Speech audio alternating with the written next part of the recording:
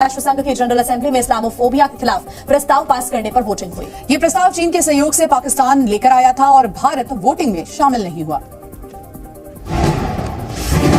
भारत और हिंदू धर्म के खिलाफ एक बार फिर पाकिस्तान और चीन ने चाल चली है। संयुक्त राष्ट्र में चीन और पाकिस्तान ने इस्लामोफोबिया के खिलाफ प्रस्ताव रखा, जिसमें CAA और राम मंदिर का भी जिक्र किया गया। इस्लाम से नफरत के खिलाफ लाए गए प्रस्ताव का 115 देशों ने समर्थन किया। हालांकि भारत समेत 44 देश वोटिंग में शामिल नहीं हुए। भारत ने संयुक्त राष्ट्र में कहा कि दशकों से सबूत इस बात की ओर इशारा करते हैं कि दूसरे धर्म भी भेदभाव और नफरत का शिकार हुए हैं। हिंदुओं, बौद्ध और सिखों से भी भेदभाव होता है।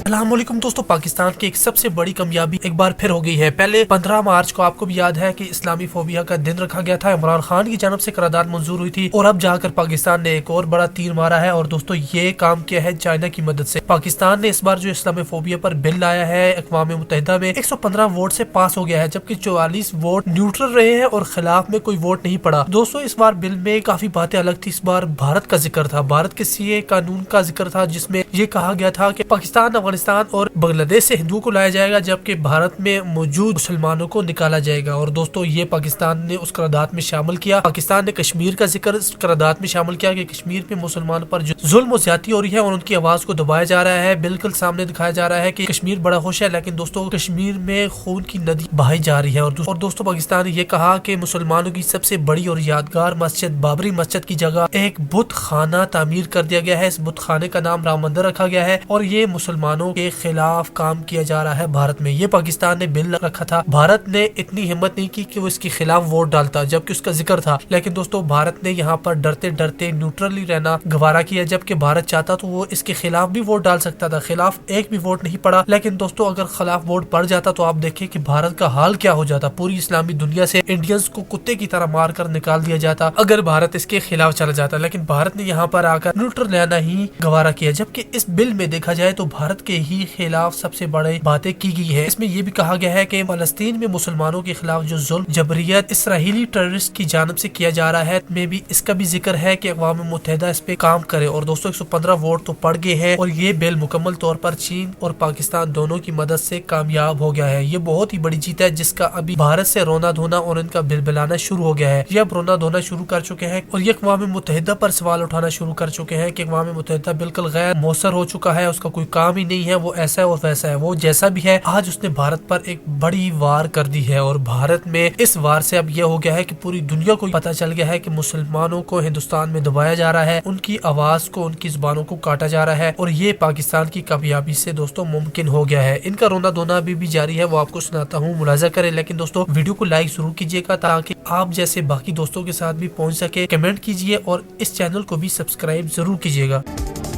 और देखिए, आज की तारीख में UN कुछ देशों की कठपुतली बनकर रह गया है। कई बार UN पर लगातार सवाल उठते रहे हैं। भारत भी कई बार संयुक्त राष्ट्र की भूमिका पर सवाल उठा चुका है। UN की 75वीं वर्षगांठ के मौके पर PM मोदी ने संबोधित करते हुए कहा था कि UN को बदलने की जरूरत है और आज पाकिस्तान और चीन के उकसावे पर भारत के खिलाफ प्रस्ताव ला रहा है। लेकिन हकीकत ये है कि UN अपने कामकाज की वजह से हर बार नाकाम रहा है। ऐसे में सवाल ये उठता है कि संयुक्त राष्ट्र का गठन आखिर क्यों हुआ और आप देखिए किस तरह से भूमिका पर क्यों सवाल उठ रहा है। हमास ने इजराइल में जिस तरह से नरसंहार किया, उसके बाद आप देखिए कि UN की भूमिका पर सवाल उठे। इजराइल ने पलटवार किया और गाजा में किस तरह से तबाही की तस्वीरें देखने को मिली और सवाल यही उठता रहा कि आखिर UN इस पूरे मामले पर चुप क्यों है।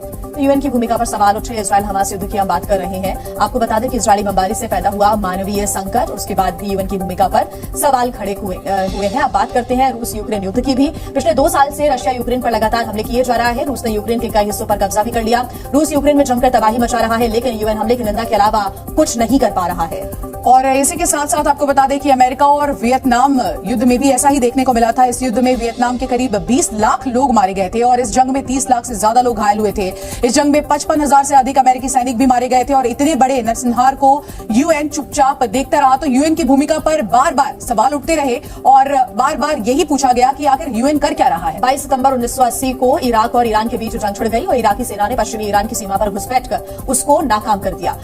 बाद में हमला भी हुआ और यहाँ पर युद्ध करीब 8 वर्षों तक फिर चलता रहा और इस जंग को रोक पाने में संयुक्त राष्ट्र पूरी तरह से असफल साबित हुआ। रवांडा में भी एक बड़ा नरसंहार हुआ, 8 लाख लोगों की मौत हुई। ये संघर्ष करीब 100 दिनों तक चलता रहा और इस संघर्ष में 8 लाख से अधिक लोगों की मौत हुई। शांति सेना होने के बावजूद यूएन यहां भी पूरी तरह से नाकाम रहा। आगे बात कर लेते हैं, बोस्निया के गृह युद्ध को रोकने में भी संयुक्त राष्ट्र पूरी तरह से विफल रहा और इसके समाधान के लिए नेटो को अपनी सेना उतारनी पड़ी। इसी के साथ साथ युगोस्लाविया में भी आपको बताओ विभाजन के बाद किस तरह से हमने देखा कि अलग अलग समुदायों में कलह शुरू हुई और यूएन तब भी चुप रहा। यूएन ने कुछ नहीं किया और आज भी यूएन की भूमिका लगभग एक जैसी ही है।